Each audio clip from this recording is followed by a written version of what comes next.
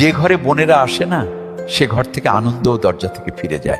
কারণ বোন শুধু একটি সম্পর্ক নয়, সে বাবা মায়ের প্রতিচ্ছবি। বোন হচ্ছে ভাইয়ের হৃদয়ের আলো এবং পুরো ঘরের রোশনি।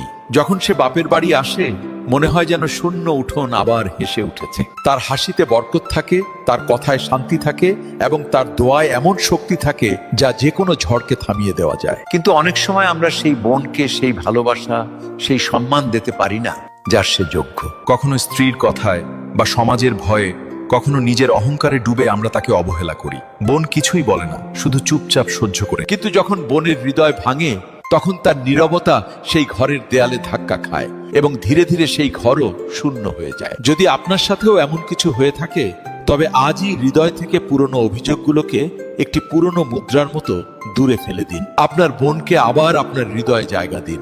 তারপর দেখবেন ৩-৪ মাসেরই মধ্যেই আপনার ঘর আবার হেসে উঠবে।